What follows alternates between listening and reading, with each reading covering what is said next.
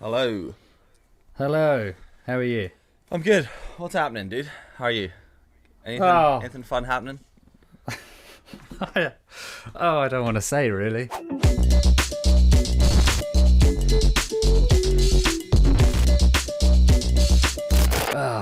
I'm just dealing with solicitors. That's all. Let's just leave it at that and carry on. Carry on with a nice, fun show, eh? Solicitors. Oh, dude. I've got this. Yeah. I have a chair with. Does your chair have arms on it? Yes. Right. Do you know what I've never needed in chairs? Arms. I've never needed arms. I don't think they're at the right height for my body. Right.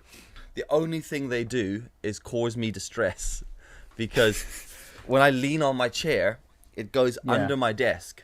Right. Yeah. And then I move, and as I move it, once it goes under it, then the whole chair lifts up, and then lifts the desk up, and then you get that bit where it's stuck, and you're like, ah! So I've spilled coffee all over everything. Great. Oh, okay. What I do is, because what I used to do as well, because when I play guitar, you can't sit on a desk, like if you're recording. On a desk? And, no, you can't sit at a desk. Yeah. Because you're like using Logic or whatever and you're recording, but you've got the guitar, but because you've got the arms on the chair, you have to kind of play out like this. Yeah. I had to take the right arm off the chair so I could sit there with the guitar. I can just take the arm or you just take the arms off. Oh, no, I can't on this chair. Surely it's part of it. Really? I don't know. Just take the arms off. I never considered that. Can I do that? I mean, I know I can do it physically.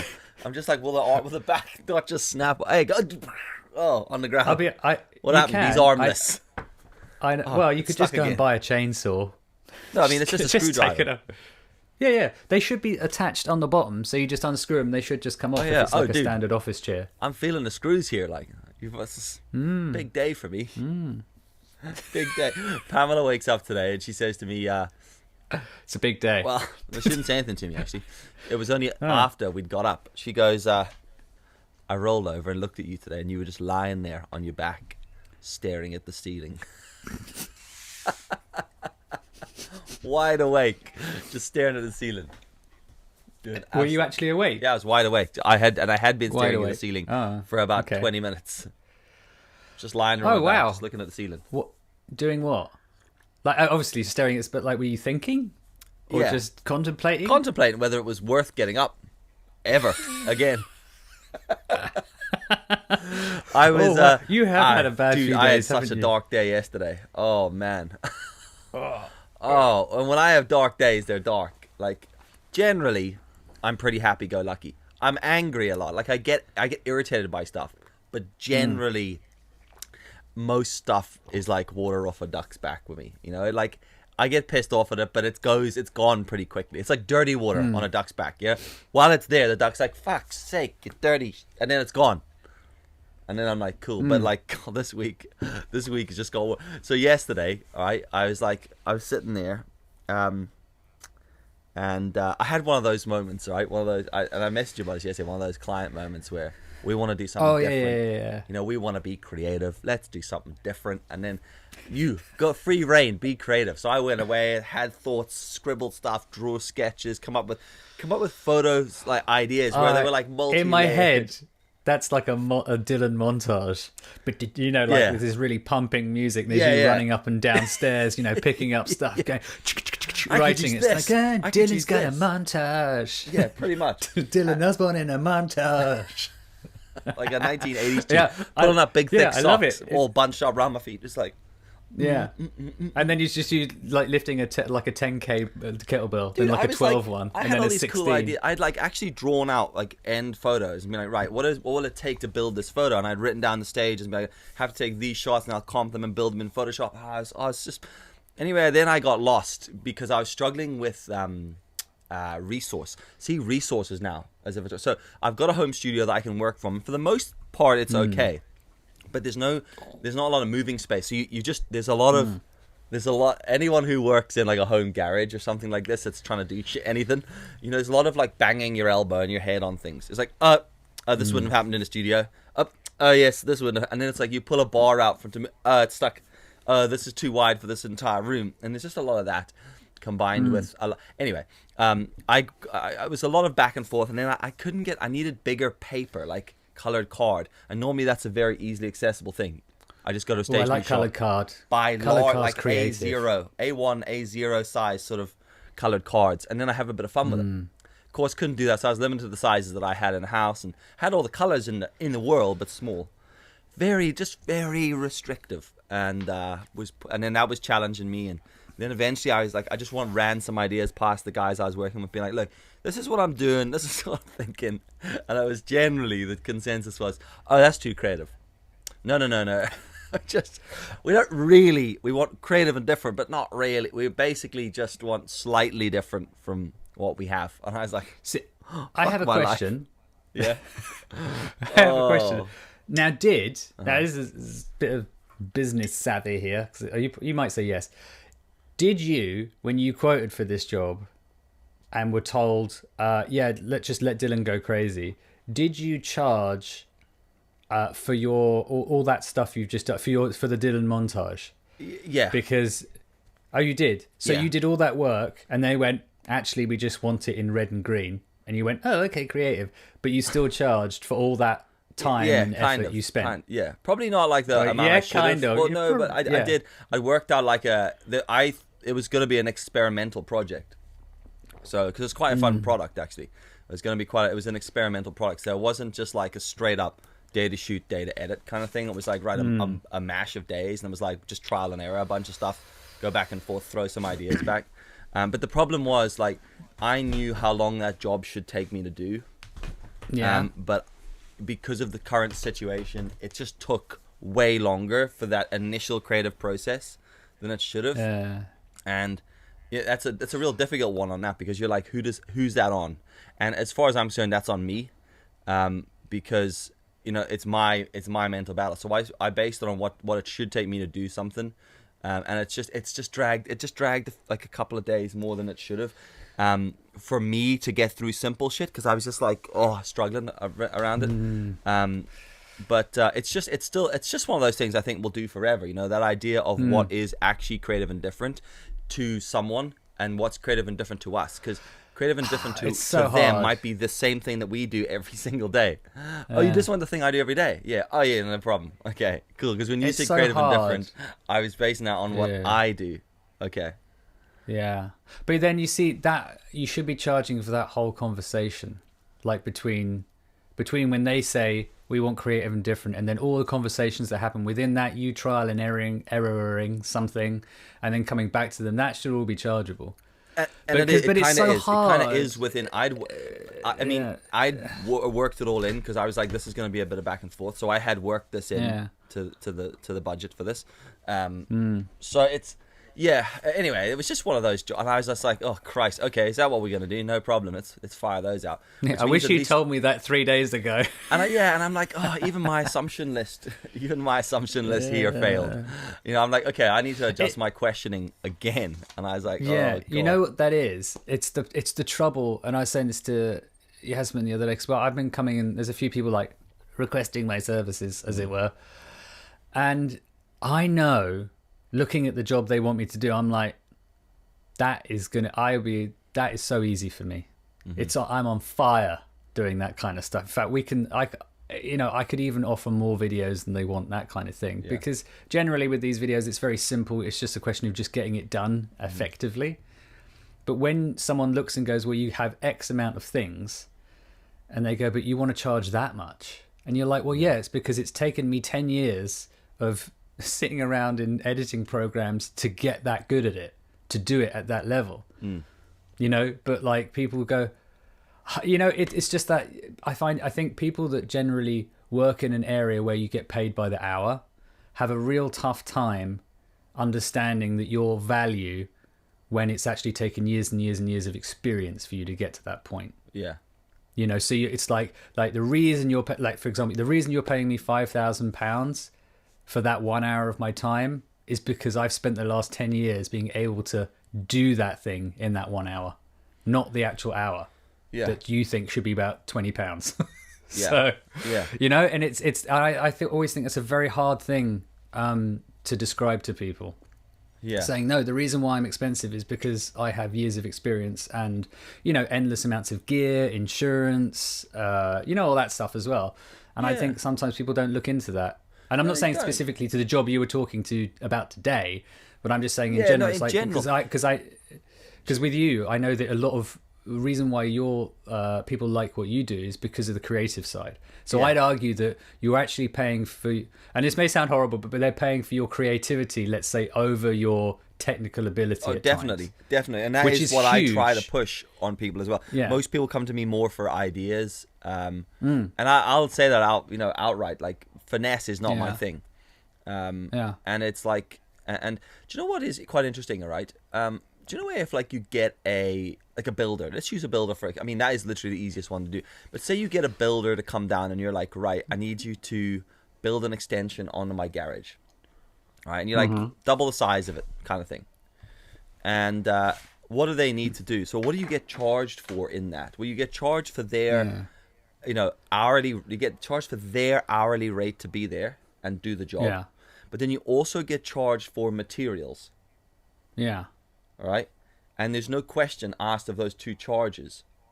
So, well, the question I suppose would be, what materials do you want? Because we can get the fine red brick from Northern Ireland, or we can get the cheap shitty stuff from Peckham, or whatever. Just for the record, it's called Belfast brick.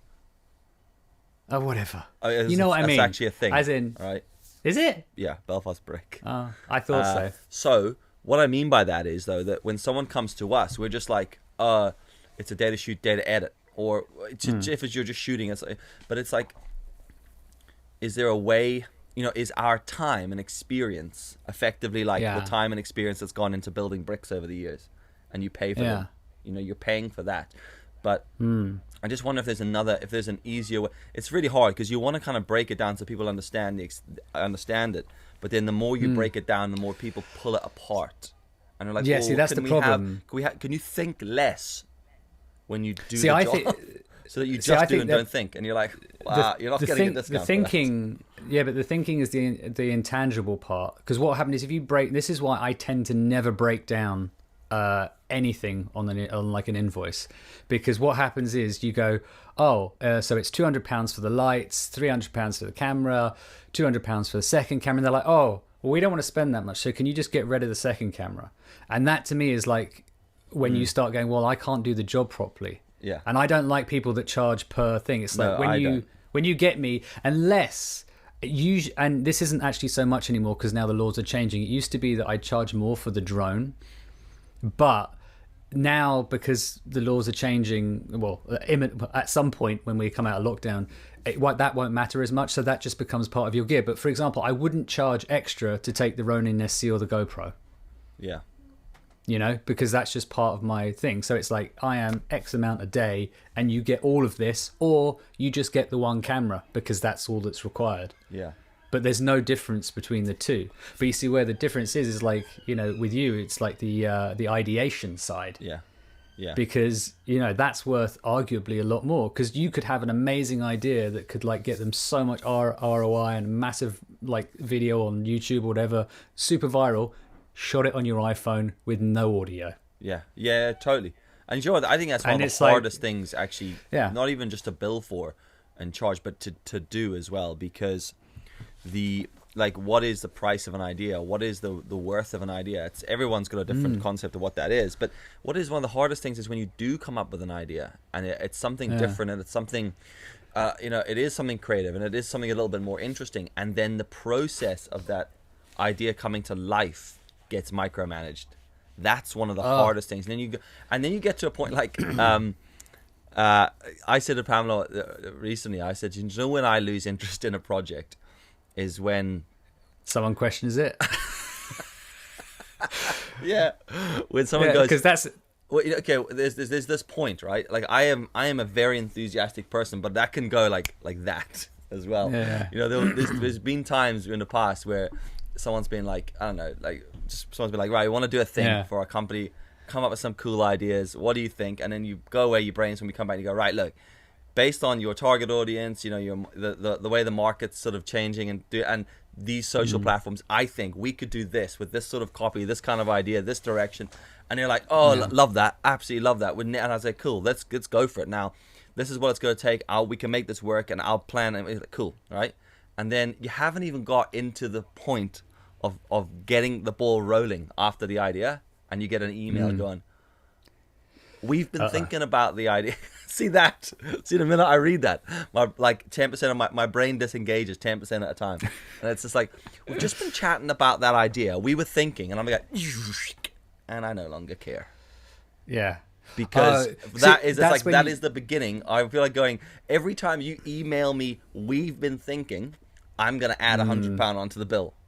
Because every time you think about the idea, you overcomplicate it, you stupidify it. So more people might understand it. And I'm just like, I always stick that idea in my head, that quote of, if you try to make something that everybody likes, you risk making something that nobody likes. And it's like, what's the point in, this will work for more people understand this. It doesn't matter. It's like, that's how we end up with a world of beige, where everything's dull. And it's like, shit's got, like, for me, marketing and advertising needs to be like, it needs to make you respond in like a, ooh, holy shit, oh, I want that. Not, that's the thing. That's another thing. Brilliant. Yeah, how many people look at a really cool product on an advert and go, I'm really glad they put text all over that about what it contains. Yeah. And, I'm really glad they put text on that to tell me what I can clearly see. Yeah. Awesome.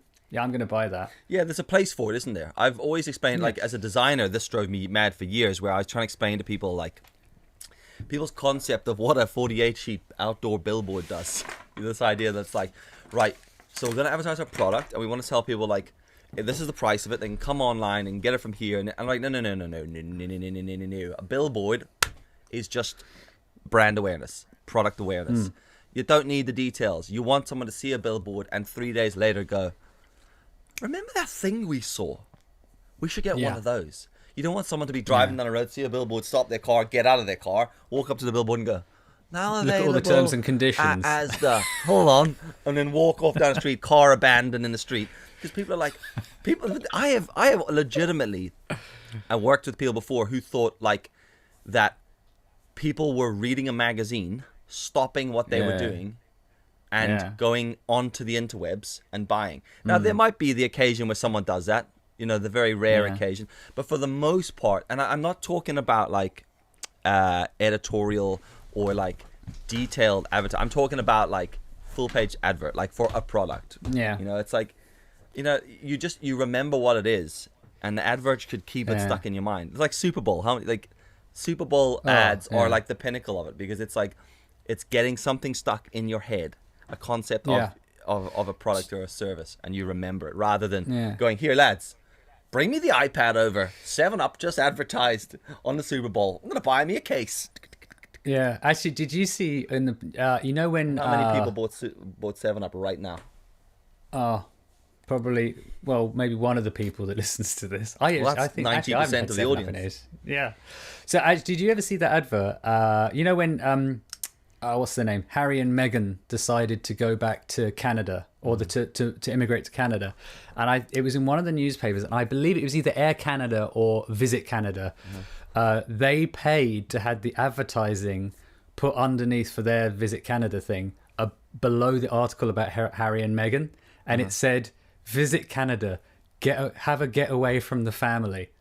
And it was just like, that is genius. And I still remember that, because it's like, it was so subtle, because it was just like, you know, a beautiful picture of Canada, probably not a Peter McKinnon shot, stock photo. And it just said in the middle, Visit Canada, get away from the family, underneath. I just thought, it was just like simple text. And you thought like, someone had a great idea there and was just like, let's just capitalize on this, because it's just it's funny, it's interesting, it's well placed. And like, what have they done there? They've put their logo on a stock photo of Canada with like 2 lines of text in the middle. Yeah, that's it. Yeah, it's nothing. Great, and they're well placed. Yeah. That was it. You know, nothing else. And that's genius to me. Yeah, and I think it's always the simple ideas that are so good. It is. You know? That is, and you're right there. Someone has just had an idea. Someone has been like quick enough to go, here's a theory, here's a concept. Yeah. I did this ad years ago, right? And when I used to work in the bike shop, and we did this ad. We used to do, we did worldwide delivery, like free worldwide delivery. Now, at this point in time, there wasn't a lot of this. It was quite new to, there weren't a lot of people doing this. This was years ago. And had this idea where we used to have these goals each month. It's like, right, we're going to push this service. Maybe it's customer service. Maybe it's delivery. Maybe it's range. Maybe it's quality. Exactly. So this was like for delivery. So I had this idea where it was this plane. So I got the stock photo of a plane and I, cleared it all out. And I took all the bits and I wrapped the logo over all of the plane, over all the delivery guys, changed it all up. So this plane looked like it was getting loaded with all this stuff. Yeah. And the tagline I had on it was, "We don't actually own our own plane. ... All right. And it was just a little lighthearted play on the fact that there's a plane. And then we had our normal bullshit down the bottom, which is free online, worldwide delivery. But that was the main message at the bottom. And then the normal bullshit. The main message. The normal bullshit down the bottom. It was all like the what are they called? Affirmations. Available 24 hours. 2-day turnaround, whatever the price is. I can't even remember what they were. It was the normal stuff that you would have to have on. We had like this footer at the bottom of our ads, and we kind of got to the point where we just ignored the footer. We're like, that just goes on every ad regardless, because it's the only way we can sort of meet in the middle. So even though all that stuff was at the bottom, once that concept went through the people, and it went through, it left the senior creative's desk, went through the creative team. Right, and then left, and then went to marketing, sales, directors. Everyone got involved. You know what that ad ended up saying? "We don't actually own a plane. ...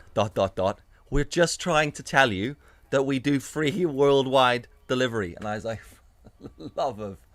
for the love of God, can people not just be left to think for themselves? No. And I was like, no. And that was one of those ads. Every time I see it, I'm like, that could have been great. So sad. It could have been great. But this is the problem, I think, is that there's the incongruence between creative and, let's say, sales/business. Yeah. And it's a hard balance to follow, because what happens is generally people that do business and accounts and all the number stuff aren't generally very creative people. Yeah. And what they need, because of the way their brain operates, is something that goes, we don't actually own our own planes, but we're going to explain everything we do right now because this is how we operate in normal life. Yeah. Whereas a creative goes, let's just put a question mark. Yeah. And everyone will get it, or whatever. Yeah. Let's be really vague and question everyone. Yeah. Well, you know what I mean. No, it's true. We're talking. And the thing is that business people, or let's say non-creative people, are affected by these on a day-to-day basis, but they're not even aware of it. Yeah. So they'll look at that ad if they had nothing to do with it, and they'll probably get it. Yeah. Because they weren't involved with it. Because they've been given a voice, or been asked an opinion. Yeah, and this is the problem, is now you have the creative, and then you go to the people that are actually spending the money, and they're like, well, I don't understand it. And you're like, oh God, Dave. Yeah. Dave, you don't, just give me the check. It's all right. But I think that's always a really hard balance, because they obviously want their input, because they're making the decision ultimately, either monetarily or from a management level. And I find that's when disasters happen, because you're asking the opinion of someone who isn't creative, is too far in it, and thinking about money too much. Yeah. Which I understand, because obviously your business has to make money and you don't want to lose any, but at the same time you need to take risks. Yeah. And interestingly, I think they'd probably take a risk going, should we get those extra tires in? It is a little bit cheaper from the dodgy manufacturer, but I think we can get away with it. And you'd be looking at going, why are you going to buy tires from the dodgy manufacturer? Just spend a little bit more and get the decent ones. Yeah. Whereas they probably don't think like that. And it works both ways. Massively overgeneralizing. It works both ways. Because imagine if you went to an accountant and you were like, explain how you can help me, and the accountant just went, do you want to have no money in the bank? Wink, question mark. And that was it. You'd be like, no. You'd be like, no, that was me saying, would you want no money in the bank? Because if you don't not want no money, if you do want no money, if you want money in your bank, hire me, because I'm a shit hot accountant. And you're like, dude, I need you to give me facts and figures. And it's like, because it works both ways. It's that whole concept of, I never trust a creative in a suit. No. You know what I mean? I'd never trust a banker in a Hawaiian shirt. I would never trust an accountant in shorts and a t-shirt. If I walked in, he's like, what's happening, fella? I'd be like, Wouldn't even give you my bus money. See you later, fella. Walk out. Well, if you walk into a walked creative in and with they're a in a surfboard. shirt, creative's in a shirt and tie, I'm like, really? No, thanks. Dress appropriately. Yeah. But on this week of peaks and troughs, I didn't upload a YouTube video this week.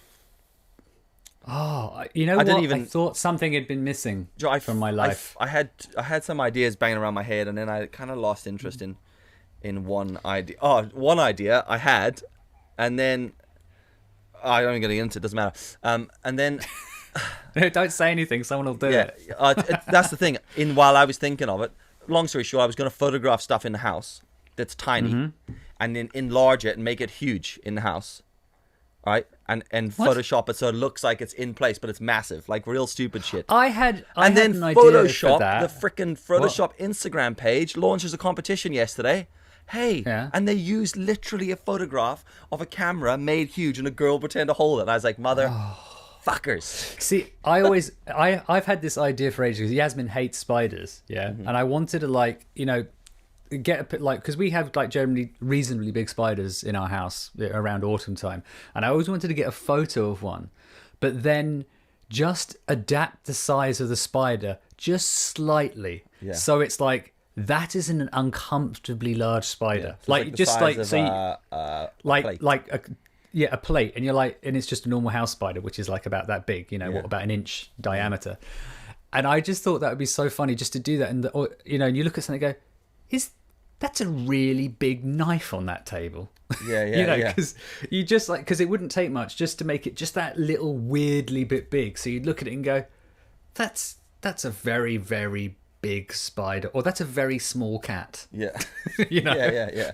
That's a lot. I just thought it'd be really funny. To do that. I don't know what it was. Mine was not knives. Mine was just totally and they were tiny things, and there was going to be interacting in the house. I might still do the idea. I don't know. We'll see how I feel when I leave here. But then I was like, oh, you know what? I don't know. I went to do it. I actually marked one on my phone, shot and edited the whole thing on my phone. And I was like, wow, this is mad. And then I had this other idea which kind of explained where my head was at. And I thought, you know what? I've been wanting to do something, right, for literally since lockdown. Since we were told you can't go anywhere but your own house in your own hometown, I've wanted to go for a surf, and I've just been because I've just been longing for seawater. And then yesterday I just was like, in the middle of doing a video, I was like, a video explaining why I couldn't make a video, which I hate. I was like, oh, fuck it, I'm just going to go for a swim in the sea right now. And I literally got all my shit and went down to the ocean, or to the sea, it's not really ocean, went to the sea for a swim in a spot that I know is accessible and nice to swim in. I've been in it before. And, dude, I went from demotivated to screw it, let's just do it right now. And I was pumped, and I one-wheeled all the way down there. And I got down to the bit, I was like, and it was the lowest tide ever known to man. There were rocks. It was like a drought in a lake. And I was like, what the fucking hell? And I sent a photo to Dan, and I was like, dude, have you ever seen this spot this low? And he was like, never in my life. I was like, I've lived here for 20 years. I've never seen the rocks on this bit of ground, ever. This is all, every time I go past it, I'm like, oh, I should really go for another swim in there. And I just looked around, and I was like, well, this is it, isn't it? Is it just because the time of day that you went down would not normally be the time of day, and on the, what was it, Wednesday? Potentially, very potentially. I mean, it was you were down because you... Yeah, but you were down, let's say you both work, and generally you would have never been there at that time because you would have always been probably working. Not. It was about 6:30 in the evening. Yeah, but I generally wouldn't. I probably wouldn't go down there for a swim at that time. But it was just it was just, I was like, and I was so annoyed because as a surfer I always check tides, and I was like, I got there and I was like, of course there's tides. Why didn't you check this? And I was like, because I was living in spur of the moment. And I was but it was just so typical of this week. And I get down and do you know what? Screw the system. Let's go for a low tide. Rocks. Did you at the end though, despite all that, did you go, namaste tide? I thanked Mother Nature. As I go, thank yours. Thank you for screwing me. Oh, dude. You've spent thousands of years using the sun and the moon to get the tide to go up that far. Just to, Thank dude, you. Honest to God, I've never seen it. Do you know what the problem was then? I was like, I kind of accepted it because I was like, my bad, should have checked the tides. Of course there's tides, but it wasn't, normally like the tide goes out, but you could still just like splash about. You couldn't even. I'd had to climb down the ladder, like 10-step ladder to stone, and then walk out. And then you get into the sketchy part of the water. I'm like, I just want to swim in the bay a bit. And then I was like, oh, do you know what? I'll just one wheel around to the other side. I know other little bits we can get in. And I went around to this other bit that I knew I could get into, but there were jellyfish. And I was like, son of a bitch. I was like, I'm not getting in there if there's jellyfish. Jellyfish? Yeah, we get loads of jelly. I've swam in bits before, and I once put my hand on top of a jellyfish. And I've never been so grossed out. I don't like jellyfish. I've been swimming before, and just suddenly they're everywhere around you. So I try to avoid jellyfish. Do they bite you? No, they sting you. Bite you. Yeah. Jellyfish with teeth. It's like that. That's the thing. No, but I mean, are they dangerous? They just sting you real bad here. These ones aren't. Although you do get, like, there has been talk of like man o' war jellyfishes on the jellyfish eye on the north coast, which can like paralyze you temporarily. They're huge. Friend of mine, Chris, his dad was like temporarily paralyzed on one half of his body when he jumped into the water, and the thing it's huge, man. It's like as far as your arms stretch wide in a big circle. Just Google man o' war. What, and you jump onto it, or he dove in, and then the tentacle, he just didn't see it. And how you don't see a jellyfish the size of the moon, who knows? But he didn't. What is it? A man o' war? Man o' war jellyfish. Yeah. Man o' war jellyfish. Okay. Do some Googling there, folks, if you don't. Yeah. Jeez. Huge, isn't it? Well, it's hard. It's just I currently have the size I have to go by is the size of the ocean. So it's a bit like your photo. It doesn't really mean anything. Yeah. Until I need it sitting next to a. You need it wrapped around a human. Yes, that's what I need. So. There's a diver with one. Absolutely no way. It's ridiculous, isn't it? I'm done. And they have been seen on the north coast, like. So. How you do? Jeez. No. Ridiculous. No, forget that. We get some pretty mad shit up on the north coast sometimes. We also get basking sharks, which are massive. But they're not interested in humans, are they? No, but they're just huge. I mean, it doesn't matter. It could inhale you by mistake. It's huge. I've seen guys like paddleboarding over them, and you're like, no thanks. And there are blue sharks and stuff, but they're sort of a good 2 miles out from ocean. Jeez, no. I shat it one day when a porpoise swam up next to me. Just didn't expect it. And a little fin popped out. I was like, yeah. See, I'm not. I don't get on well with that. I don't like the sea all that much. See, I do. You know what it is? I do like it. It's what's in it. Yeah, I like that. That thrills me a bit. You don't know what's there below your feet. See, I think it's one of those things where there's a massive part of the unknown, and it's actually no. I don't. I like the unknown in general. The problem is I have with the sea is that you don't stand a chance because we're not really built for water. Whereas, like, actually, having said that, if I was in the jungle, I suppose I'm not right. If I was for a flu, to be fair. Yeah. I mean, if there was a lion that chased me through Chiswick High Street, I'd honestly say, even though I'm in my own scenario, on your one wheel, on my one wheel, I'd probably still die. Yeah, because we're actually, humans are crap. Unless as a collective, we're like ants. As a collective, we're deadly. But on our own, the majority of us are shit. Intelligence-wise, that's the only reason we win. Is because we know, we could pick up a stick and hit a tiger with it and stand a better chance than just standing there going, all right then. Yeah, if I ran around this tree until we both tired out. Yeah, or turn into butter. Yeah.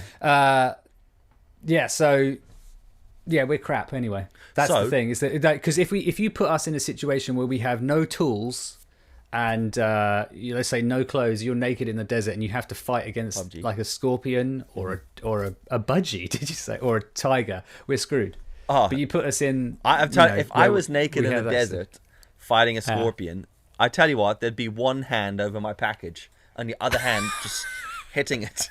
Go! I'm like, I ain't risking anything. But you don't have. But you don't have access to like sticks or anything. Like it's just mano a mano.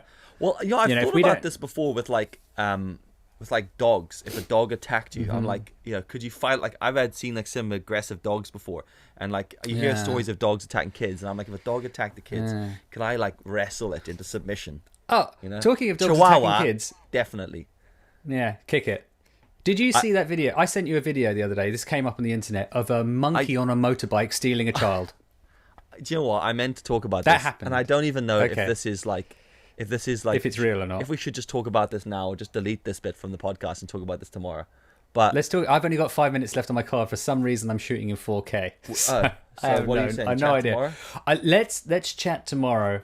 Yeah, what we'll do tomorrow is we'll put the video up of the monkey stealing a child on a motorbike. Well, we're just going to delete this bit. Let's just strip this bit out completely, all right? Okay. I'll go back just before you said that, because I'll just finish this bit off with, I moved yesterday to another spot, right, to try and film this. And then I decided I just gave up on the whole swimming in the ocean thing, and came home on a very flat one wheel, which then started to make me think I should have just got the XR Plus. But what irritated me most of that journey yesterday were people just getting involved in other people's business. So it's annoying enough when you on the one wheel, people are always going, "What is that? Is that a hoverboard?" And you're like, "Yeah, look here. You don't understand what it is. Just accept that, right? Yeah. Unless you want to buy one, I don't really want to talk about it." And then I almost feel like putting fake skateboard things down the side, so it just looks like a skateboard. And then I stopped to go down to the water's edge, right? I'm not doing anything weird. I'm just a dude looking at some water, and I turn around and there's like 3 men just standing looking at me, just watching me. And I looked at them and they went, "You all right?" And I was like, "Yeah." Thought like, what? Go away. Why are we all getting involved? And this was the problem. There was all these spots where I was like, I would love to just go for a swim in there, but I guarantee you, the minute I go in that water, someone will come over just to look. What's he doing? What is he doing? Because in this country, if you go into the sea, anywhere that's not a designated holiday beach, everyone's like confused. You're killing yourself. Yeah, you've upset them. They're like, "Oh, hold on, I can't compute this. I need to go over and find out what's happening." What are you doing? I'm swimming in the sea. Why? For a laugh? Right. This isn't Benone Beach. Do you know? Yes, I know there's other places. You can do other shit in this country. You don't have to go to the one beach where you're allowed to drive on with your car. This is the problem with people, isn't it? They can't just accept those moments of silence. Yes. They just have to say something. It's like, can we just stand here and enjoy the silence? Yeah, totally. It's the same as when you go to take a photograph of something. You know? What you're doing there. You lean down to take a photograph. If you stand and just take a photo, no one's... If you lean down to take a photo, someone's like, "Are you taking a photo?" No, I'm feeding my phone to the fishes. Yes, I'm taking a photo. Why do you have to ask me this? Can't we just all accept that we've all got shit to... That was one of the things I loved about the States, is you would do something and people just walked past you. Yeah, they're not so fast. I was like, I there. love that. I was like, I can just take a camera out here and take a... Jesus, try to do anything here with a camera. And you're just like, and a camera and swim. This is a guy who was trying to film himself go for having a swim. Got there on a one wheel. On a one wheel with a camera, swimming in board shorts. Playing with death. People are just like this. Oh, my mind cannot compute all this stuff. Can I just... Let's just break this down. What's the camera for? Why have you got one wheel on that thing? What the fuck are you swimming for? And are you wearing board shorts? And then you just go... You'll never get it. So I think that's just people, though, because Yasmin and I were walking home the other day, and we saw this old guy. He was on the pathway, and he had a little plastic bag with him, and he was picking up little pebbles and stones. Yeah. And we were like, "What the hell is he doing?" And Yasmin walked past, and we were going, "What is he doing? What's the weird old guy just picking up stones and putting them into a Sainsbury bag?" Yeah. No, I looked at him, and then I thought, we walked past, and I was like, I should have asked him. No, you shouldn't. Because you absolutely shouldn't have. There was part of me going, I should have asked him, because it's not. You just want to know. I think there's a difference between like someone when you've got a camera and you're taking a photo and someone goes, "What are you doing?" It's like, that's a stupid question. Yeah. The better question would be like, "Oh, why are you taking a photo of that tree?" And you can go, "Oh, I'm doing it for my Instagram." Fine, no problem. Carry on with your day. It's that's okay, that question. Anyway, I got a minute left on my card. Right. Thanks for watching. So, it's been another show, the OverAndOut show. 51 or 52 or something. 52. Great, yeah. Sharing is caring. Yeah. Share it with your enemies. Share it with your friends. Yeah. And we'll catch you tomorrow. Over and out.